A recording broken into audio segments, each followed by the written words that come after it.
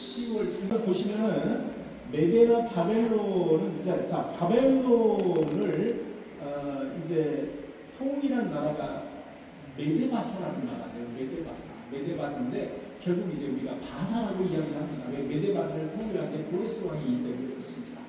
그래서 바벨론에 우리 성경에 나오는 인물은 느부갓네살 왕이라는 사람이죠. 느부갓네살 왕은 여러분 익히 들어보셨죠? 느부갓네살도 광명의사 여러 번 해주셔야 성경 읽을 때 우리가 전체적으로 신구약 성경 중에 가장 어려운 부분이 선지서예요.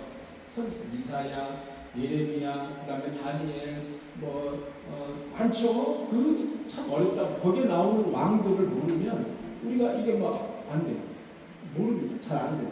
자, 페르시아 바사 왕을 여러분 이렇게 보시면은 키루스 1세가 있죠. 그 다음에 메데 시압사레스 1세가 있어요. 시압사레스 1세인 아스티아게스라는 사람이 있죠. 아스티아게스의 딸이 만다레가 있었고 아미티스가 있었어요. 그래서 아스티아게스의 딸인 아미티스와 느부갓네살이 결혼을 하는 겁니다. 옛날에는 이렇게 나라와 나라 사이에 이제 결혼을 했죠. 정략 결혼을 했죠. 그래서 이제 느부갓네살 왕의 부인은 아미티스구나. 그 아미티스는 바로 메데 왕인 아스티아게스의 딸이구나라는 것을 여러분들이 잘 알아두시면 되겠습니다. 자, 그 정도까지 알면 상당히 그 지식이 좀 깊어진다고 볼 수 있어요. 자, 빨리빨리 넘어갈게요. 그 다음에 바사 쪽을 볼게요. 바사가 페르시아입니다, 여러분. 바사는 발음을 바사라고 하고 페르시아를 의미하는 거예요. 페르시아의 키루스 1세의 그 아들이 캄비세스 1세라는 사람입니다. 역시 캄비세스 1세는 만다레와 결혼을 합니다. 만다레가 누구죠? 아스티아게스의 딸이에요. 딸과 이제 결혼을 하게 됩니다. 그 다음에 아스티아게스의 아들인 메데 쪽에 아스티아게스의 아들은 시압사레스 2세가 되겠습니다. 시압사레스 2세의 딸이 카산다네라는 사람이 있었습니다. 카산다네라는 사람이 있었는데 밑에 한번 보세요. 카산다네는 누구랑 결혼을 하죠? 누구랑 결혼해요?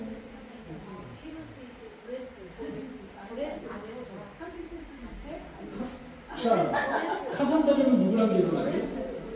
고레스 왕과 결혼하는 겁니다. 고레스 왕의 부인이 카산다네라는 사람입니다. 자, 카산다네를 우리는 키루스 2세라고 이야기합니다. 우리가 역사 시간에 배운 것은 고레스라는 발음을 배우지 않고 키루스 2세를 배웁니다. 그래서 키루스 2세가 고레스 왕이다 이렇게 여러분들이 이해하시라고 적어놨어요. 자, 그 다음에 고레스는 아들이 캄비세스가 있고 딸은 아토사라는 딸이 있어요. 자, 그 다음에 고레스 왕 때 포로 귀환을 하게 됩니다. 유다 백성들의 포로 너네 땅으로 돌아가서 성전도 잘 건축하고 너네들 다 돌아가라 이렇게 고레스 왕이 명령을 내렸죠. 그래서 성전 건축한 게 수룹바벨을 중심으로 해서 성전 건축했다 해서 수룹바벨 성전이라고 합니다. 수룹바벨은 당시에 총독이었어요. 유다의 총독으로 보낸 겁니다. 자, 고레스 왕의 아들이 누구예요? 캄비세스 2세가 되겠습니다. 캄비세스 2세가 되겠어요. 그 다음에 고레스는 역시 캄비세스 2세와 딸 아토사가 있었어요. 그래서 캄비세스와 여동생 아토사가 있는 거예요. 이렇게. 그 다음에 캄비세스 2세가 전쟁터에 나가서 갑자기 죽게 됐어요. 자기가 칼집에 넣은 칼을 쫙 빼다가 파상풍에 걸렸어요. 장단지를 대가지고. 그래서 갑자기 죽게 됐습니다. 젊은 나이에. 그래서 캄비세스 2세가 죽게 되자 그 밑에 후계자들 7명이 결어가지고 제일 힘이 센 다리우스 1세라고 합니다. 다리오 왕이라고 하죠. 다리오 왕이 후계자가 되었습니다. 그래서 다리오는 페르시아, 지금 이란입니다. 페르시아는 지금 이란이 페르시아입니다. 다리오 왕은 수차례 여러분에게 말씀드립니다만은 정통성을 가지고 있지 않아. 왜? 고레스 왕의 정통성을 가지고 있지 않습니다. 그래서 다리오 왕은 정통성을 회복하기 위해서 엄청나게 노력을 합니다. 이 다리우스 1세가 어떤 노력까지 하느냐? 자기 이란은 전부 다 사막 아닙니까? 전부 다 사막, 거의 사막이잖아요. 그런 황폐화된 그런 땅은 또 좀 넓어요. 어마어마하게 넓잖아요. 이런 땅을 관계 시설합니다. 다 파가지고 관계시설. 그 다음에 그 땅에 제일 흔한 것이 뭐냐면 대리석. 대리석으로 깔아놔요. 관계시설을 다 걷고 삽니다. 세포처럼 관계시설 하는 거예요. 그래서 모든 전역의 농사가 잘 되고 그렇게 아주 곳곳에 관계시설을 해놓은 왕이 다리우스 왕이에요. 그래서 지금도 여기 이란에 가본 그 목사님들 얘기를 들어보니까 어쩌면 이란을 우리가 듣기에는 이란이 못 사는 나라처럼 보이는 게 아니라는 거예요. 가보니까 너무 풍부하고 풍성하고 물이 온 천지에 다 아주 그런 아주 풍성한 나라다. 그래서 다리우스 왕이 그 밖에도 성경을 또 페르시아어로 또 성경을 해석하고 해독하고 이런 역할을 했던 사람. 다리우스는 또 누구랑 결혼했느냐? 아토스와 결혼한다. 아토스가 누구죠? 고레스의 딸이에요. 왜 고레스의 딸과 결혼했을까요? 정통성을 회복하기 위해서. 정통성을 회복하기 위해서 바로 고레스의 딸인 아토사와 결혼을 합니다. 아토사와 결혼을 해요. 그 다음에 우리 성경에 나오는 인물이 다리우스 왕의 아들인 아하수에로라는 왕입니다. 이 아하수에로는 최근에 크세르크세스 왕이 누구냐 봤더니 바로 아하수에로라는 왕이었어요. 그래서 아하수에로와 크세르크세스는 동일 인물이라는 것이 밝혀졌어요. 아하수에로의 부인이 누구예요?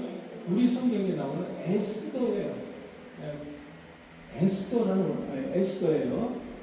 에스더 우리 다 본 겁니다. 에스더예요. 그 다음에 아하수에로 왕과 에스더 사이에 누가 나요? 딸 다마스피아가 납니다. 다마스피아는 딸을 낳습니다. 그 다음에 아하수에로의 아들이 누구예요? 아닥사스다. 아닥사스다인데 아닥사스다가 누구랑 결혼합니까? 다마스피아랑 결혼한다. 다마스피아랑 결혼한다. 이것이 전부 옛날에는 이렇게 어떻게 저렇게 자기들끼리 결혼할까? 아니 어떻게 자기 아버지의 딸과 저 아들이 옛날에 그랬습니다. 왜? 정통성을 유지하기 위해서 그랬습니다. 먼 데서 딴 데 데려오고 하지만 정통성을 유지하기 위해서 이렇게 가까운 친척끼리 결혼했다. 보시면 되겠습니다. 그래서 아닥사스다가 바로 딸 다마스피아랑 결혼을 하게 됩니다. 다마스피아는 에스더의 딸이죠. 그렇게 해서 아닥사스다까지 고레스 임금의 피를 정통성을 쭉 그래도 유지했다. 그래서 다리우스 3세 때 이제 페르시아가 멸망을 하게 됩니다. 헬라 제국으로부터 이제 멸망을 하게 되죠. 알렉산더. 그래서 200년에 페르시아 왕국이 이제 멸망하는 그런 겁니다. 이거 제가 오늘 본문과는 관계가 없어요. 그런데 이것을 여러분들에게 계속 이렇게 말씀드리는 이유는 여러분들이 선지서를 읽을 때 막히지 말고 막히면 짜증나거든요. 이 말이 이게 도대체 누군지 모르는 거예요.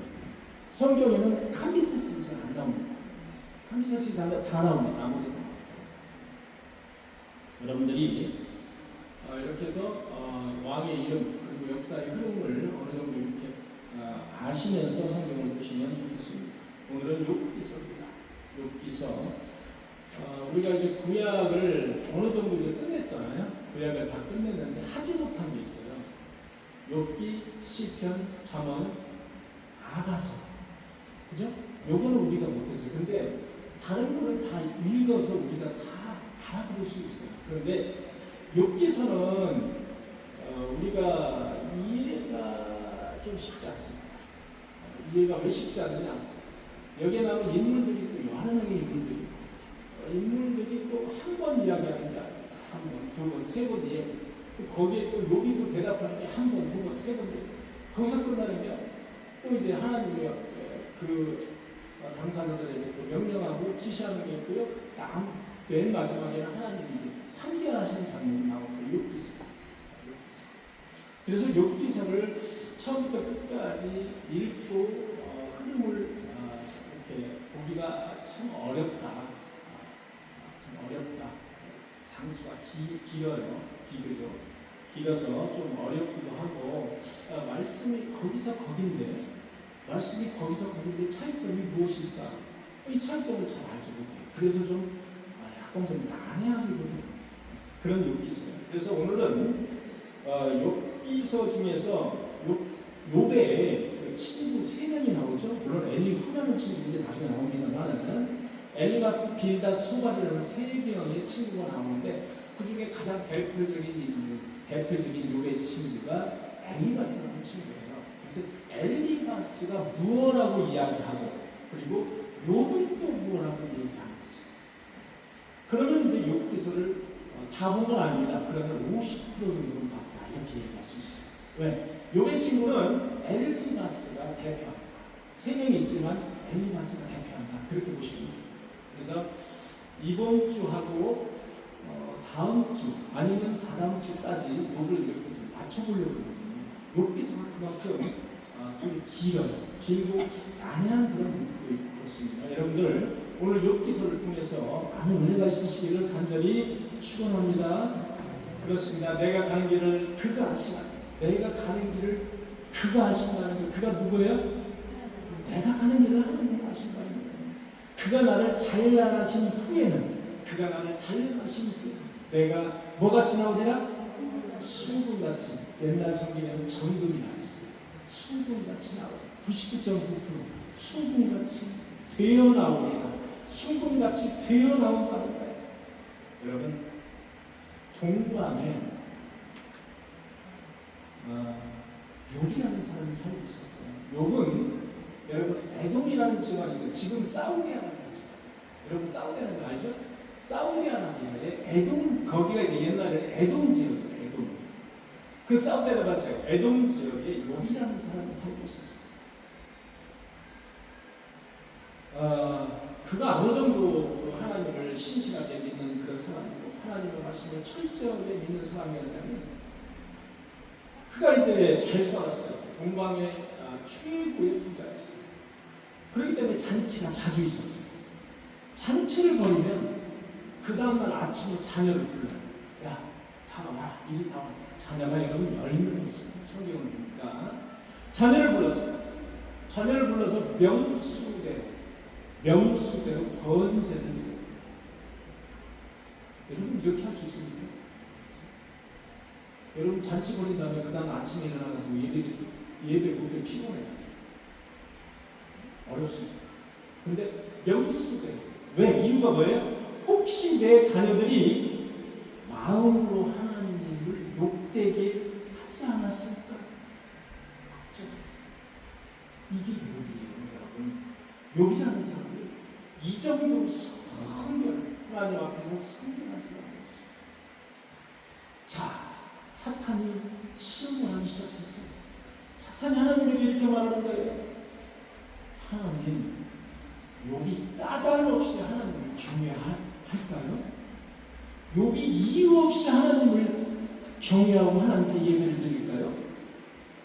자, 이 대목에서 우리는 마귀와 하나님이 대화할 수 있다는 사실을 알게 돼요. 그죠? 여러분, 마귀는 하나님이 버렸기 때문에 하나님과 대화를 할 수 없는 게 아니에요. 성경을 보면 하나님과 자연스럽게 대화를 하는 거예요.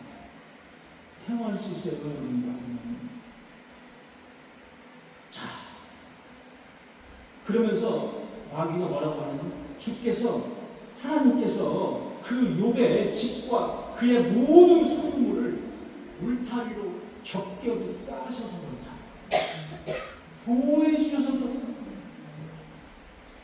그거를 풀으시면은 욥이 아마도 하나님을 배신할 겁니다. 이 얘기입니다. 주께서 그가 하는 것마다 보여주시네. 이거 마귀가 하는 이야기예요. 아니 하나님 주께서 욥이 하는 일마다 복을 주시지 않습니까? 자, 이거를 통해서 우리는 뭘 할 수 있냐? 복 주시는 분이 누구다? 하나님이라는 사실을 알 수 있어요. 여러분 잘 보셔야 돼요. 이거 그냥 듣고서 그냥 사라지게 말아요. 이 한 문장 한 문장에서 하나님이 복 주시는 분은 하나님이라는 것을 알 수가 있어요. 마귀가 하는 이야기예요. 주께서 그의 소유를 하는 일마다 다 복 주시지 않습니까? 그의 소유물이 땅에 넘치게 하신 것도 하나님이세요. 이제 손을 펴서 욥이 가지고 있는 재산을 치십시오. 라기로 하는 거예요. 그리고 뼈와 살도 같이 치십시오. 뼈와 살도 같이 치라. 그러면 욥이 당장 하나님을 저주할 것입니다. 자, 하나님은 가만히 마귀의 그 이야기를 들어보니까 시험하는 거잖아요. 근데 하나님이 허락하셨어요. 왜 허락하셨을까요? 하나님은 욥에 믿는 구석이 있습니다. 믿는 구석. 사랑하는 성도 여러분, 하나님이 보실 때 저와 여러분들에게 믿는 구석이 있기를 간절히 축원합니다. 여러분, 믿는 구석이 있어요. 하나님이 보실 때 그래, 너 지금 고난을 당하고 있잖아. 그래, 내비둬보자. 너가 나를 배신하는지 배신하지 않을까? 너 정도의 믿음은 이런 믿는 구석이 있어요. 믿는 구석. 믿는 구석이 하나도 없어요. 하나님은 허락하셨을까요? 절대로 허락하지 않으셨습니다. 여러분, 믿는 구석이 있어요. 사람도 마찬가지예요. 믿는 구석이 있어요. 이 구절로 가가지고는 하나님께서는 재산과 뼈와 살과 그리고 생명까지도 관장하시는 하나님이시라는 것을 우리가 알 수 있습니다. 이 마귀의 시험으로부터 우리가 알 수 있다는 거예요. 하루아침에 욥이 그의 집과 그의 동물과 가지고 있던 동물과 전 재산 그리고 데리고 있던 수백 명의 종들과 그리고 10명의 자녀들까지 하루아침에 죽임을 당했어요. 하루아침에. 자, 이 문장으로 봐서 우리는 무엇을 느낄 수 있어요? 하나님은 모든 일에 전지전능하신 분이라는 것을 알 수 있어요. 여러분, 하나님이 뭐를 하시잖아요. 우리는 방법이 있다는 걸 아셔야 돼요. 내 돈으로, 내 백으로, 여러분, 방법이 없다는 걸 아셔야 돼요. 하나님이 하신다면 무엇이든지 우리의 생명까지 앗아가실 수 있는 거예요. 그것을 믿으셔야 된다는 거예요. 1장 20절에 보니까 욥이 일어나 겉옷을 찢고 머리털을 밀었습니다. 왜? 괴로운 거예요. 모든 게 다 사라지고 있어요. 자녀까지 사라져버렸어요. 그런데 욥은 머리를 밀고 엎드려 예배하며 욥이 맨 먼저 한 일은 예배였어요. 여러분, 이건 상상을 초월합니다. 그렇게 할 수 있을까요? 우리는 아이고 때문에 울기 바쁘고 그저 멍하니 그냥 예를 들어서 자녀 한 사람이라도 자녀 한 명이라도 잃었으면 어떨까요? 그 다음날 그냥 식물인간처럼 멍하니 하늘만 쳐다보고 하나님을 원망하고 있어요. 그죠? 머리털을 밀고 머리를 따놓고 엎드리고 예배하며 여호와의 이름이 찬송을 받으실지어다.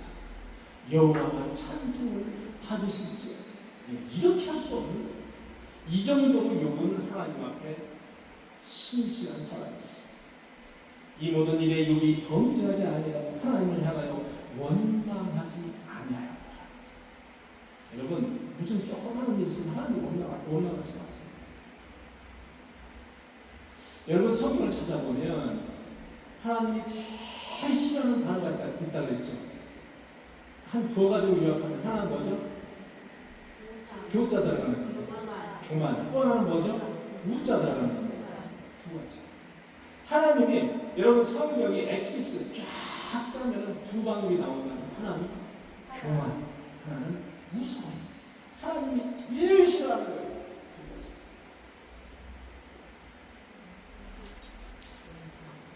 이 모든 일에 욥이 범죄하지 아니하고 하나님을 원망하잖아. 내 탓이야 하나님 탓이야 하나님 왜 나를 이렇게 만들었어? 원망하잖아. 원망이라는 단어가 성경에 많이 나와요. 원망. 이스라엘 백성들이 출애굽을 했어. 출애굽을 했는데 보니까 전부 다 사망. 물도 없는, 먹을 것도 없는, 아무것도 없어요. 어떻게 했어요? 하나님을 원망하고 누구를 원망했어요? 모세를 원망했어요. 여러분, 원망은 우리 인간이 자주 해요. 자주 하는 건데 하나님을 원망하는 것은 하지 마요. 왜? 우리 성도들은 섭리가 있기 때문에 하나님의 섭리가 있어요. 모든 일에 하나님의 섭리가 있음을 우리가 알아요. 나의 모든 일에 하나님의 섭리가 있는 거예요. 하나님을 믿지 않는 유기된 백성들에게는 그렇지 않아요. 유기된 백성들은 섭리 없어요. 여러분 잘 생각하시고 관심이 없어요. 하나님의 대상이 아닙니다. 자, 2장 7절에 보니까 욥은 발바닥에서 정수리까지 뭐가 나타나 그랬어요? 종기가 있어요. 근데 그 무슨 종기예요?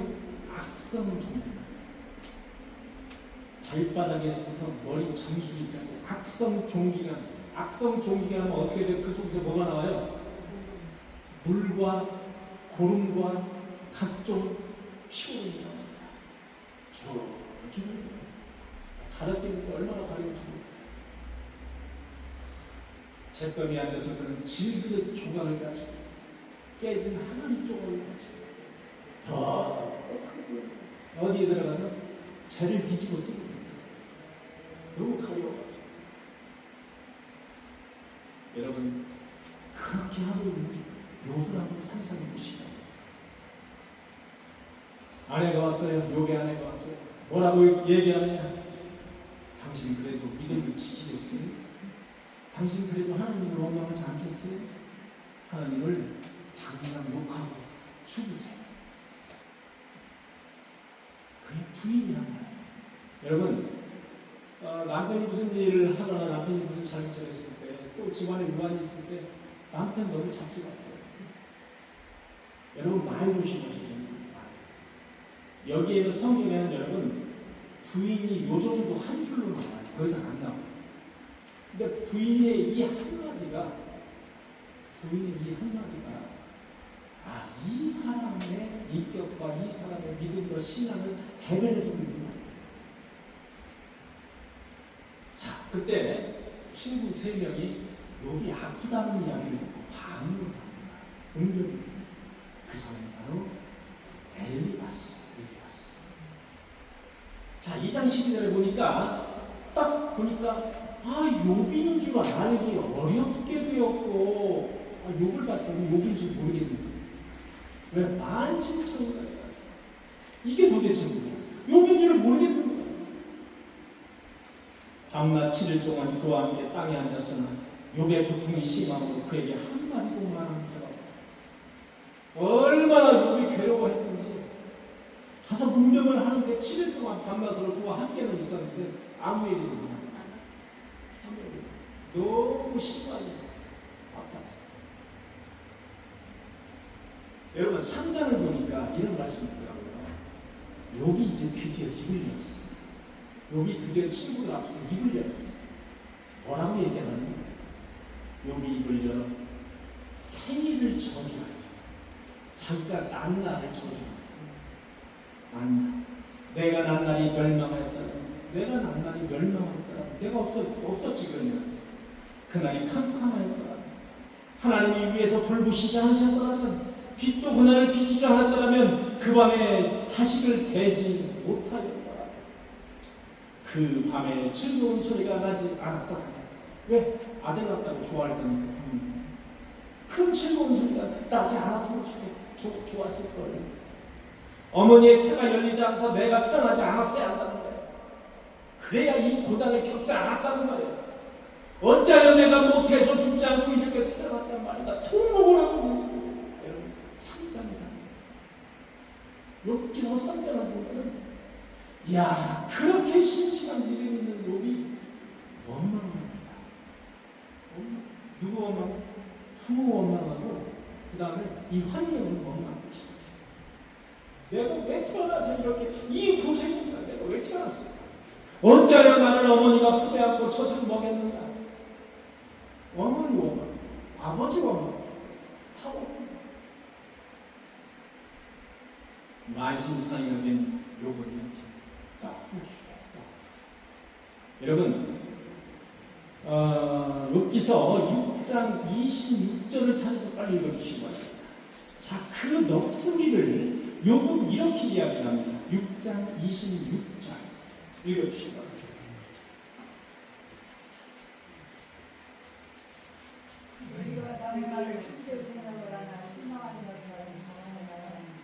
실망한 자의 말은 바람의 말이야.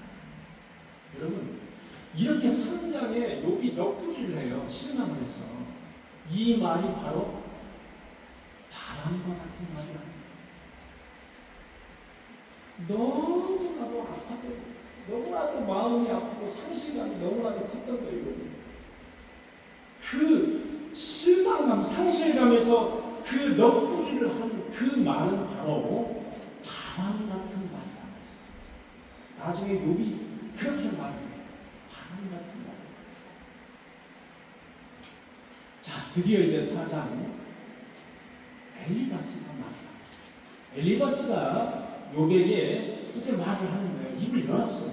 4장과 5장, 2장에 걸쳐서 말을 뭐라고 말을 하냐?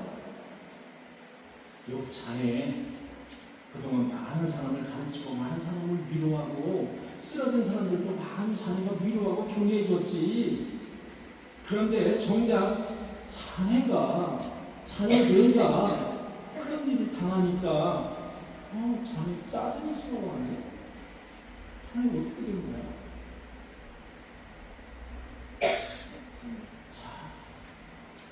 엘리바스라는 친구가 드디어 이제 입을 열어서 비꼬기를 시작합니다. 오늘 비꼬는 말을 시작해. 하나님을 경외하고 온전한 길을 걷는 것이 내 희망이 아니냐. 너 잘 생각해봐라. 죄 없고 정직한 사람이 망하냐? 이 얘기는 뭐예요? 욥이 죄가 많고 정직하지 않아서 그렇게 됐다.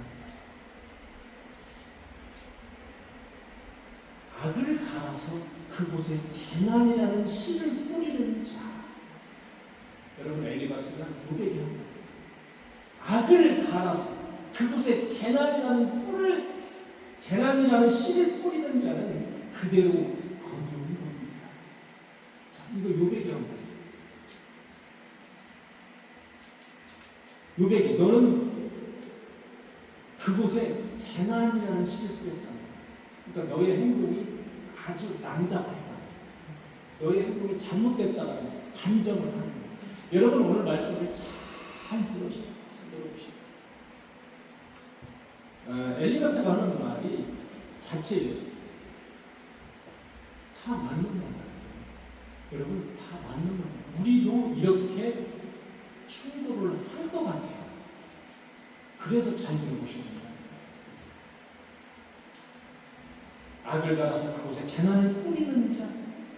자, 그대로 거두는 겁니다. 모두 하나님의 이끌과 풍김에 날아가는 거야. 힘센 사자도 이빨이 부러질 때가 있는 거야. 너 이빨이 지금 부러졌어. 이 얘기입니다. 욥이라는 엄청난 지금 환난과 고난을 당한 그 친구 앞에서 엘리바스가 하는 거야.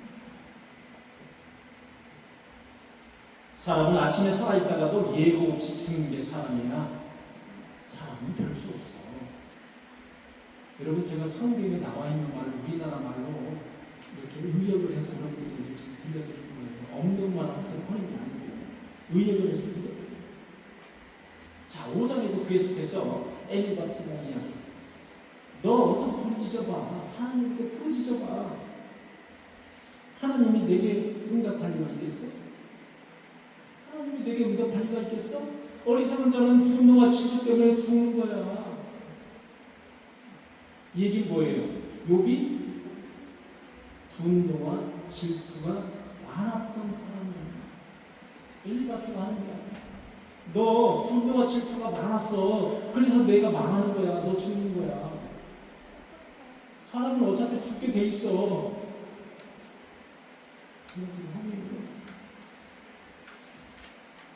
자, 5장 8절에 보니까 이런 말씀이 있어요. 나 같으면 하나님을 찾아서 내 사정을 하나님께 털어놓으려나 이런 말씀이었어요. 자, 나 같으면 하나님을 찾아서 내 사정을 하나님께 털어놓으려나. 뭐를 털어놓는다는 얘기예요? 나의 잘못한 것을 회개하라는 얘기예요. 욥이 잘못한 것이 있으니까 회개하라는 거예요. 네 잘못을 빨리 까발려하는 거예요. 하나님이. 나 같으면 그렇게 할 텐데 너 왜 그렇게 안 하니? 라는 뜻이에요. 하나님은 측량할 수 없는 일을 하시며 땅에 비와 밭에 물을 주시는 분이야. 여러분 하나도 틀린 게 없어요. 엘리바스가 이렇게 이야기하는 걸 가만히 들어보면 자칫 틀리는 게 없다. 한 7, 80%. 징계를 받는 건 복된 사람이 받는 거야. 이렇게 조롱하듯이. 여러분 징계를 받고 예를 들어서 고난에 빠져있는 사람한테 복된 사람이야. 너는 당신은 복된 사람이야. 징계를 받는 게 얼마나 복된 줄 알아? 여러분 그게 성경적이고 사실이라고 이렇게 이야기할 수 있습니까? 이렇게 이야기하면 안 된다는 것을 성경이 말하고 있는 거예요. 여러분 그것은 우리가 하는 일이 아니에요. 하나님이 하시는 일이에요. 우리가 해야 될 일이 아니에요. 그 말을 말해주고 있는 거예요.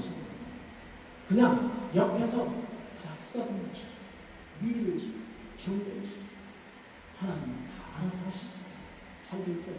이 정도로 끝나야지 이렇게 구체적으로 하나님이 하시는 일까지 자기가 말하고 구체화시켜서는 안 된다는 사실을 여러분들에게 말하는 거예요.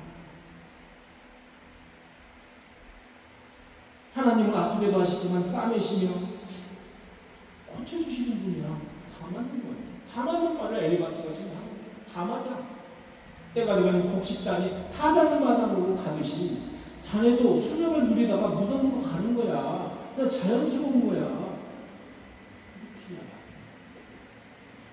여러분 이게 위로가 되는 이야기입니까? 여러분 나 지금 죽겠어가지고 정수리까지 지금 악성 종기가 더덕더덕 나가지고 지금 누워있는데 때가 되면은 다 무덤으로 가는 거야. 걱정하지 마.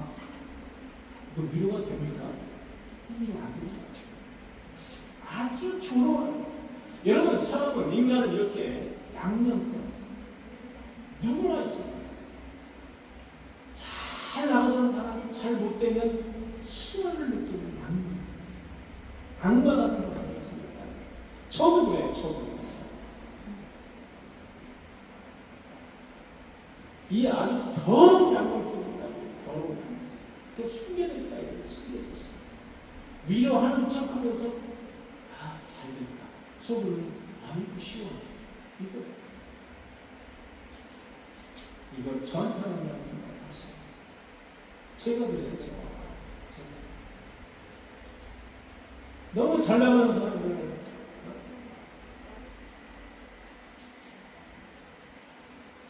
하나쯤에 잘못돼가지고 한 끼 밥을 걱정해야 되는 그런 사람들은 속이다 심어야 되니까 얼마나 제가 양면성 있는 사람인지 여러분들은 안 그렇다는 것이 없는데 여러분들도 그러실 거예요. 인간의 어찌 보면 인간의 본성을 잘 드러내주고 있는 욥기스예요. 여러분 엘리바스가 보기에는 욥이 받는 고난이 하나님을 찾지 않고 하나님께 회개하지 않고 그리고 뭔가 큰 잘못을 해서 인과 응보라는 차원에서 네가 고난을 받고 있다고 이야기하고 싶습니다. 여러분 조심하셔야 될 것은 고난을 받는 사람이 있어요. 예를 들어서 A라는 사람이 있어요. 그런데 그 사람한테 함부로 이야기하면 안 된다는 거예요. 그것을 욥기서는 말하고 있어요. 왜? 그것은 하나님만 아시는 거예요. 여러분 어느 교회 가니까 가까워요. 광명 어느 교회. 거기 한 10,000명 정도 돼요. 요즘 어렵고 틀리는 게 없고 힘듭니다. 그래도 지금 이제 회개해. 너 지금 이제 회개해야 돼. 너 회개하지 않으면 너 계속해서 더 점점 너 하는 일 다 꼬여져. 회개. 여러분 이거 맞는 말 같잖아요. 우리 성도로서 맞는 말 같은데 우리가 해야 되는 말이 아니라는 말이에요. 왜? A라는 사람이 잘못된 것은 그 사람의 죄성도 있고 아니면 하나님이 욕처럼 시험하시는 경우도 있다는 거예요. 그리고 본인이 스스로 그 길로 접어들었기 때문에 잘못된 가지고 스스로 그 길로 들었기 때문에 잘못된 경우도 있다는 거예요. 자칫 실수 여러 가지가 있어요. 그래서 우리가 그거를 단정할 수 없다. 해서는 안 돼. 하나님만이 그것은 할 수 있는 일이에요. 그 영역이에요. 우리가 하나님의 영역을 여러분 자칫 건드리면 절대 안 됩니다. 엘리바스의 변론의 강도는 점점 강도가 세져요. 여러분 엘리바스는 요백에 무려 3번에 걸쳐서 요백이 징탕해요. 무려 3번에 걸쳐서 15장 2차 변론이 나옵니다. 15장 2차 변론. 자 15장 3절을 보니까 이런 말이 있어요. 너의 죄악이 내 입을 가르치나니 너 죄악 때문에 네가 지금 이렇게 말 이렇게 하는 거야. 너 죄악 때문에 내가 지금 이렇게 하는 거야. 네가 간사한 자의 혀를 좋아하는구나. 너 혀가 너무 간사하다. 15장 25절에 보니까 하나님을 대적하며 교만하여 전능자에게 힘을 과시하였으면 너 하나님을 대적한 적 있지? 너 잘 산다고 해서 하나님께 대적한 적 있어. 너 분명히 전능자 하나님에게 힘을 과시한 적 있어. 그는 목을 세우고 방패를 들고 하나님에게 달려들었느냐? 너 하나님에게 목을 꼿꼿이 세우고 하나님에게 달려들었어. 너 그래서 지금 이렇게 벌받는 거야. 여러분 3차 변론은 22장에 점점 욥에 대한 강도가 세죠. 점점 세죠. 22장에 보니까 4장에 보니까 하나님이 너를 책망하시며 너를 신문하시니 너의 경건함 때문이다. 자, 이 부분을 여러분들 22장 4절 읽어주시기 바랍니다. 저는 이 구절을 읽고서 이야 정말 엘리바스가 정말 대단한 사람이라고 생각했어요. 하나님이 너를 책망하시며 너를 신문하심이 너의 경건함 때문이다. 아멘. 아멘이 아니야. 이건 아멘이 아니지. 자, 네가 그렇게 경건함에도 불구하고 하나님이 너를 책망하시고 신문하시겠느냐? 너가 정말로 경건하고 너가 정말로 하나님을 경외하는 잘 믿는 그런 사람이었으면 하나님이 너를 책망하시고 너를 이렇게 신문하시겠느냐? 이 말이에요. 너 그 경건함이 뭐다? 이중적이고 가짜다.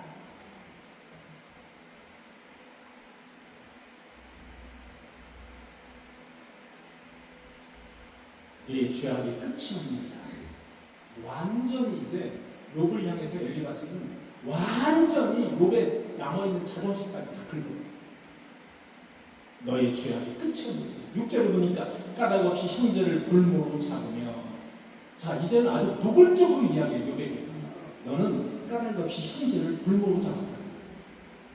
헐벗은 자의 의복을 벗겼다는 거예요. 그리고 목마른 자에게 물을 마시게 하지 않았다는 거예요. 줄인 자에게 음식을 주지 않았다는 거예요. 이 외에도 많이 나와 쭉 나와. 욥에게 하는 말. 고로 너는 그에 대한 벌을 받고 있다는 거예요. 그게 사실입니까? 사실이 아닙니까? 사실이 아니에요. 우리는 이렇게 큰 착각을 하면서 남에게 탐구해요. 남의 잘못을 조롱하듯이 잘못을 내가 희연하듯이 내가 아주 남의 잘못이 아주 너무 좋은 거예요. 아주 너무 좋아. 딱 엘리바스. 어쩌면 이렇게 사람의 본성을 잘 엘리바스가 가지고 있지. 마치 그러나 엘리바스는 하나님의 경건성으로 쫙 무장한 듯한 자기는 그런 사람. 그렇게 이해해요. 정말로 제가 이런 걸 이제 욥기서를 다시 한번 준비하면서 어쩌면 이렇게 나하고 똑같은 생각을 가지고 내려갔어요. 마치 제일 자기가 잘난 거지, 마치 자기가 제일 경건한 사람이지, 이렇게 하나님 앞에 그러면서 자기가 그 타이르는 것이 마치 훈계하는 것이 그게 진리인 것처럼 착각 속에서 이렇게 살고 엘리바스 그게 내가 아니다 그런 생각을 하고 있어요. 그러므로 너로 하여금 보지 못하게 하며 홍수가 너를 덮합니다. 그러므로 하나님께서는 너로 하여금 보지 못하겠다는 거예요. 홍수가 너를 덮었다는 거예요. 광명을 보지 못하겠다는, 눈 맹인이 됐다는 것이 아니라 너가 고난을 당했다. 너는 하나님과 화목하고 평안하다. 너가 하나님과 화목하고 평안하지 않았기 때문에 그랬다는 거예요. 그래야만 내게 복이 임하니. 아주 이렇게까지 얘기해요. 이렇게까지 훈계를 합니다. 내 보화를 티끌로 여기라. 이제 이 훈계의 절정이 이르렀어요. 내 보화, 내가 가지고 있는 보화를 티끌로 여기라. 여러분, 이 말은 사실은 어느 성도, 어느 목사도 이렇게 말할 수 있지 않아요. 우리가 당장 돈이 없으면 삼시세끼를 어떻게 먹어요? 이렇게 이야기를 할 수 있는 것은 하나님 이야기하십니다. 우리 인간은 이야기할 수 있는 영역이 아니에요. 여러분들 잘 보셔야 됩니다. 우리 인간이 할 수 있는 영역이 있어요. 말의 영역이 있고요. 하나님이 할 수 있는 말의 영역이 있어요. 달라요, 여러분. 침범해서는 안 돼요.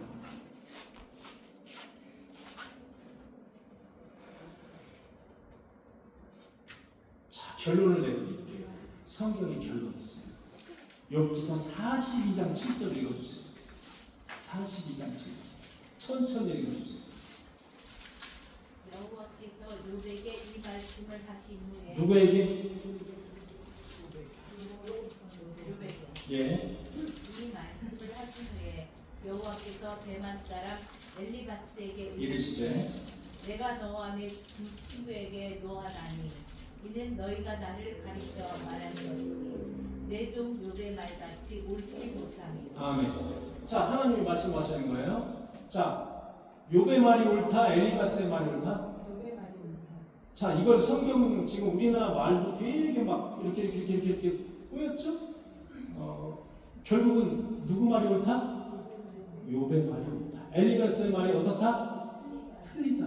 최종적인 결론은 하나님이 되시는 거예요. 결론은 욥의 말이 옳다. 자, 이제부터 욥의 답변이 들어갑니다. 자, 욥의 답변 6장 4절의 말씀.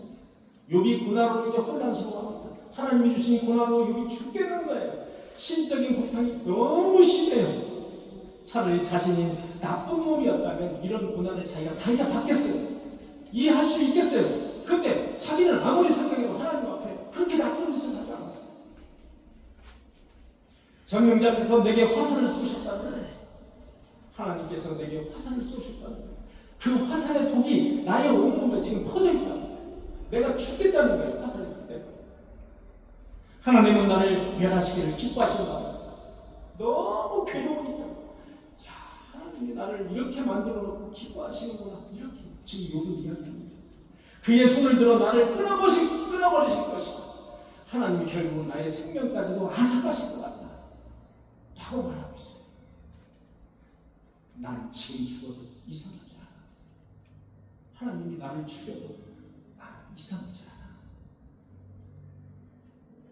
자, 10절에 보니까 하나님이 나를 부수고 손을 들어 나를 깨뜨리실지라도 내게 오히려 위로가 되고. 자, 아까 42장 7절에서 욥의 말이 옳다고 말씀하셨잖아요. 여러분, 욥이 어떤 말을 하고 있는지 잘 보시라는 거예요. 하나님이 나를 부수고 손을 들어 나를 깨뜨리실지라도 내게 오히려 위로가 되고,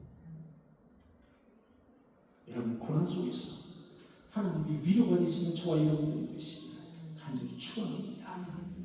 고통 가운데 내가 기뻐하는, 고통 가운데 내가 기뻐하는 것은 내가 거룩하신 하나님의 말씀을 거역하지 아니하였습니다. 여러분, 이것은 하나님의 말씀을 거역하지 아니한 사람만이 할 수 있는 이야기예요.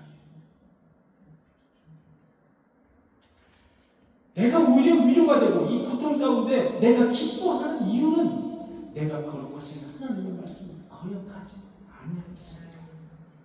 그러므로 생각과 뜻을 판단하시는 하나님이 나를 버리실 것 같지 않다. 그것이 바로 하나님에 대한 믿음입니다. 여러분, 고통 속에, 환난 속에 있는 분들, 그래, 내가 만약 잘못한 게 있으면 하나님에게 드러내놓고 회개하면 돼요. 자, 그것이 바로 믿음인 거예요. 하나님이 나를 버리시지 않고 나와 함께 하실 것이야 라고 확신하는 것, 그게 바로 믿음. 히브리서 4장 12절에 보니까 이런 말씀이 있어요. 하나님의 말씀은 살아있고 활력이 있습니다. 좌우의 날선 어떤 검보다도 예리하며 혼과 영과 및 관절과 골수를 찔러 쪼개기까지 하며 그 마음의 생각과 뜻을 판단하시나니. 여러분, 하나님의 말씀은 생각과 뜻을 판단하세요. 우리들이 생각하시는 것과 그 뜻까지도 판단하세요. 하나님. 사랑하는 성도 여러분, 우리 인생은 누구에게나 고통이 있습니다. 삶의 고통이 있습니다. 그것을 어떻게 이기느냐? 말씀을 끝까지 붙잡고 소망 가운데 위로를 받으면서 사느냐? 말씀을 턱 놓치느냐? 그거의 차이입니다. 아프더라도 괴롭더라도 하나님의 말씀을 놓치지 않고 부여잡고 살아가시는 저와 여러분들이 되시길 간절히 축원합니다. 계속해서 욥의 반격이 계속해서 이어집니다.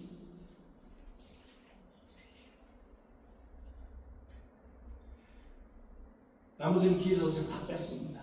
다 뺐고 너희는 고아를 제비 뽑는다는 말이 있었어요. 너희는 고아를 제비 뽑는다. 욥의 반격이요, 엘리바스를 향합니다. 너희는 고아를 제비 뽑는다. 여러분, 고아가 능력이 있을까요, 없을까요? 여러분, 고아가 능력이 있습니까? 고아는 판단 능력이 없어요. 부모가 없습니다. 고아들은 사람들로부터 모욕을 당하고 터무니없는 불이익을 당한다 할지라도 그가 스스로 지킬 수 있는 힘이 없어요. 그런데 비열하고 더러운 양심을 가진 자들이 그러한 고아를 제비 뽑기 위해서 고아를 악당으로 만든다. 그것이 바로 고아를 제비 뽑는다고 이야기합니다. 내 혀에 어찌 불의한 것이 있으랴, 내 미각이 어찌 속임을 분간하지 못하랴. 내 혀에 불의한 것은 없다. 내 미각이 어찌 하나님을 속임을 분간하지 못하겠느냐. 나는 하나님을 속이고 어떤 것이 하나님을 속이는 것인가, 나는 분간할 수 있는 미각을 가지고 있다. 왜 미각으로 표현을 했겠습니까? 하나님의 말씀, 미각은 조금만 달고 조금만 씹고 조금만 짜고 금방 드실 수 있어요. 제가 여러분 치아바타라는 빵을 자주 만들잖아요. 치아바타라는 빵을 자주 만드는데 어떨 때는 짜고, 어떨 때는 싱겁고, 어떨 때는 먹을 만하고 이래요. 제가 먹어봤는데, 이 혀라는 게 조금 짜잖아요. 짜 이렇게 느껴져요. 싱겁잖아요. 왜 이렇게 밍밍해? 이렇게 느껴져요. 우리의 혀는, 미각은 되게 밍밍해요.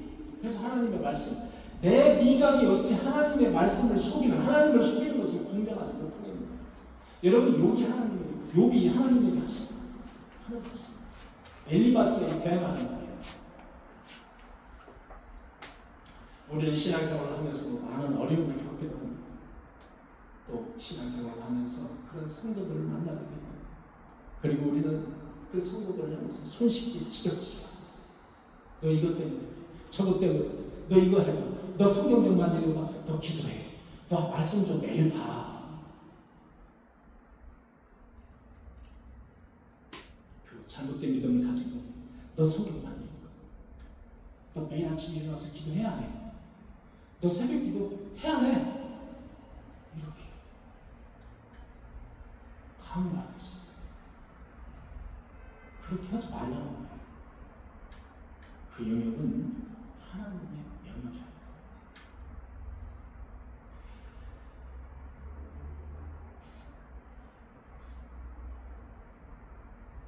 사랑하는 성도 여러분, 우리가 겪고 있는 고난, 이 고난은 그렇지만 간단하지 않습니다. 그리고 그 고난 속에서 하나님의 신비로움이 숨겨져 있다는 사실, 그 고난 속에서 하나님의 신비로움이 숨겨져 있는 것이 허다하다는 사실을 우리는 알아야 됩니다. 그 대표적인 것이 뭔지 아십니까? 대표적인 고난이라는 커튼 속에 가려진 그 신비로움.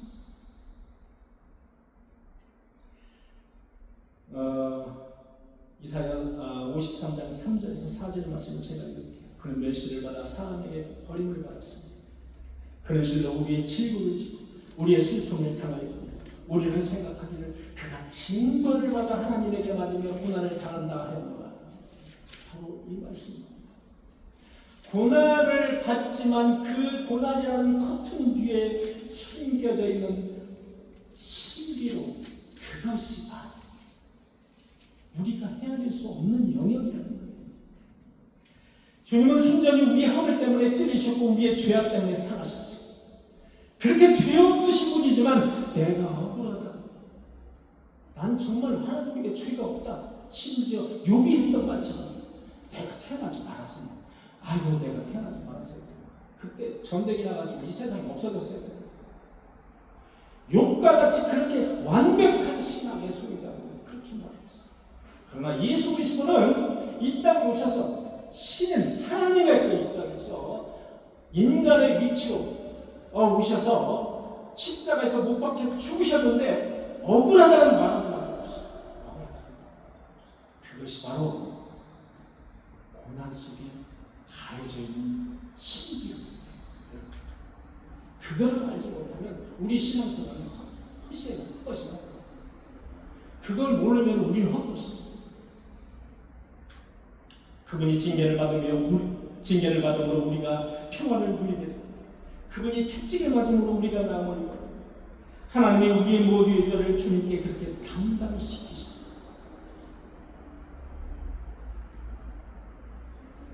사랑하는 성도 여러분, 우리는 삶의 고난 속에 있습니다.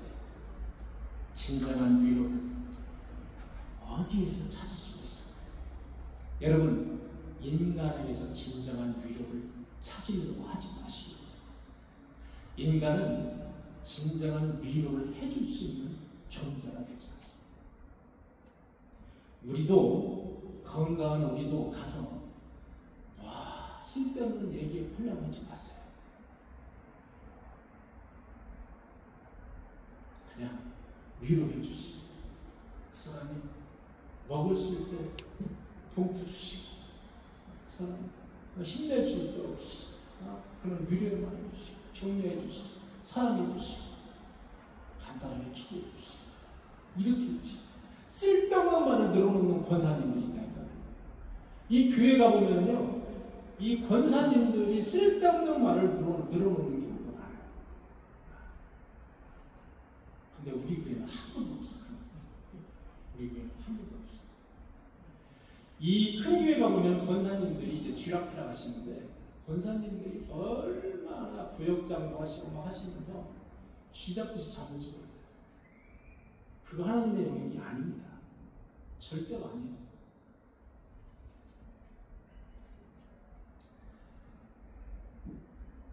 우리가 고난 속에 있을 때 진정한 위로를 우리는 어디서 찾아야 되는가? 그것이 바로 십자가의 도라는 거예요. 도는 길도자예요. 그래서 십자가의 길이라는 거예요. 영어로 번역하면 십자가의 메시지입니다. 여기에서 우리는 바로 위로를 찾아야 되는 거예요. 하나님이 우리 인간의 눈을 보셔서 십자가에서 그 물과 피를 우리를 위해서 다 빼시고 흘리셔서 죽으신 아무런 불편 없이, 아무런 이유 없이 거기에서 바로 우리는 위로와 우리의 진정한 삶의 꿈을 찾아야 된다는 거예요. 우리는 소망, 영생이라는 소망을 가진 사람입니다. 점을 베는 나의 시험서, 나의 본향은 영생이라는 그 꿈을 찾아서 그 어디에서 찾아야 되는 거예요? 바로 예수 그리스도. 십자가의 도, 십자가의 길, 십자가의 메시지에서 우리는 찾아야 된다는 거예요. 그거 없으면 우리는 뭐예요? 헛것이에요. 우리 믿는 신앙, 믿음 다 헛것입니다. 십자가의 길, 십자가의 도, 십자가의 메시지, 이거 없으면 다 헛것이에요. 늘 그거를 가슴에 안고 살아야 돼요. 우리가 이렇게 페르시아, 메데, 그다음에 바벨론 이야기하지만 모든 것이 집약적으로 집약이 되는 것이 바로 예수 그리스도의 십자가의 길이에요. 십자가의 도입니다. 거기에 다 모든 것이 집약됩니다.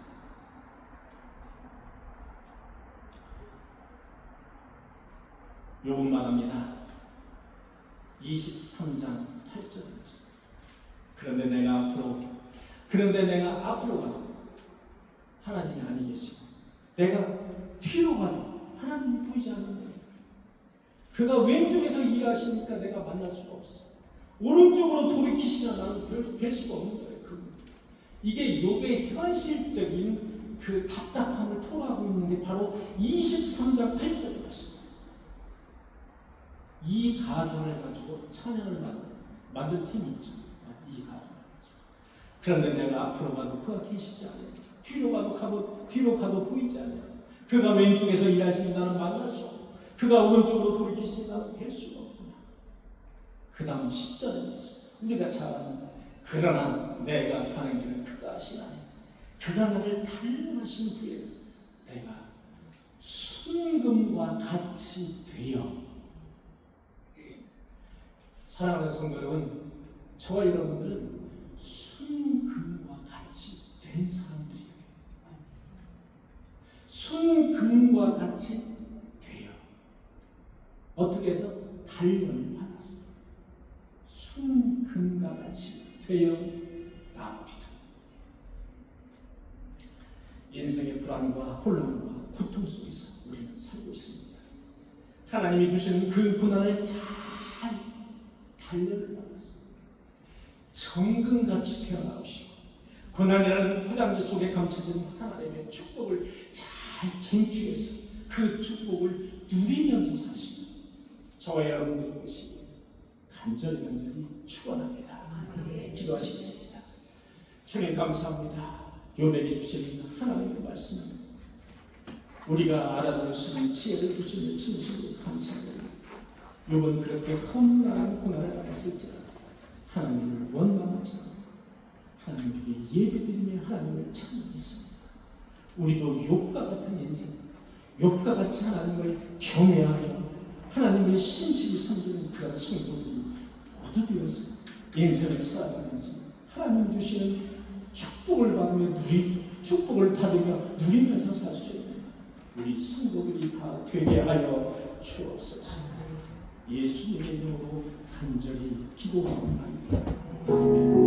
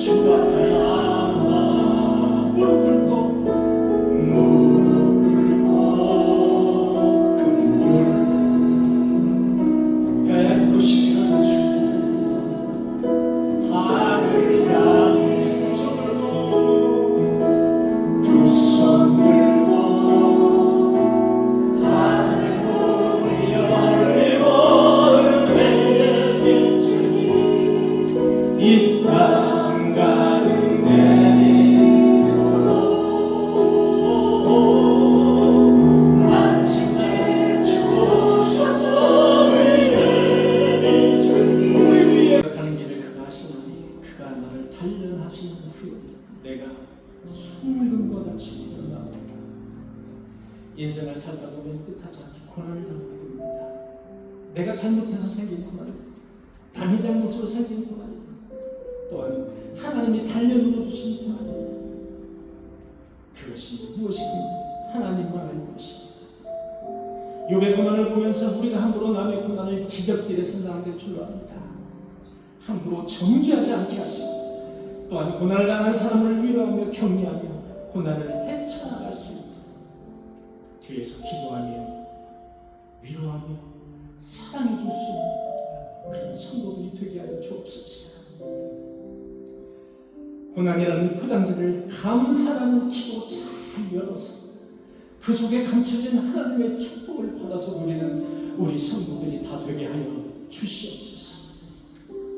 모든 것이 주님의 것임을 시인해서 11조를 주님께 드립니다. 둘인 손길 위에 하나님께서 마음대로 축복하여 주옵소서. 감사분과 성경분과 주일원분을 주님께 구별해서 드립니다. 우리가 헌금을 드리는 것은 마치 강물에 빵을 던지는 것 같다 그랬습니다. 그러나 여러 날 후에 너희가 큰 영광으로 찾으리라. 주님, 우리가 그 말씀을 기억하게 하여 주옵소서. 주님, 감사분과 올라서 드린 중보 기도들이 있습니다. 그 기도, 한국한 기도를 주님께서 속히 응답하여 주옵소서. 이제 하나님이 주시는 비와 햇빛을 받아서 들녘에 과실을 맺게 하시며 감사드립니다. 우리 인생도 하나님이 주시는 축복으로 과실을 잘 맺어서 말씀대로 살아가는 인생이 되게 하시고 늘 본향을 잊지 않고 사는 복된 인생이 되게 하여 주옵소서. 치료하시는 주님, 조상의 집사님이 병원 중에 있습니다. 하나님이 주신 수완이 어디까지인지 우리는 알 수가 없습니다. 더욱 강건하게 붙잡아 주셔서 회복되는 역사가 있게 하여 주옵소서. 그래서 함께 예배에 참석해서 하나님에게 영광 돌릴 수 있는 귀한 집사님이 되게 하여 주옵소서. 교회와 예배를 위해서 이 모양 참여하고 애쓰고 힘쓰는 성도들이 있습니다. 주의 자녀들을 위해서 청성법 전심을 준비한 손길도 있습니다.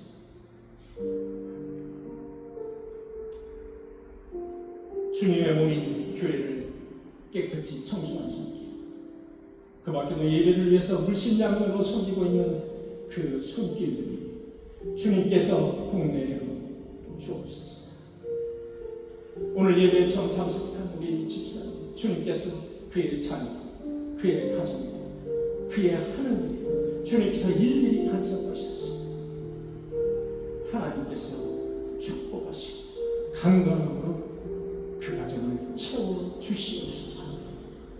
이 헌금이 써질 때마다 하나님의 향기가 온 처가에 드러나게 하여 주옵소서.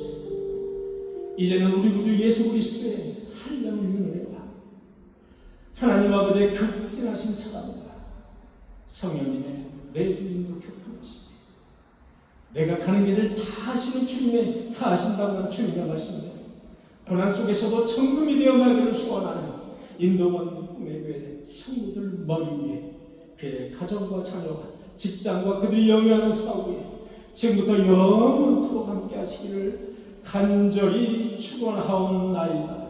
아멘.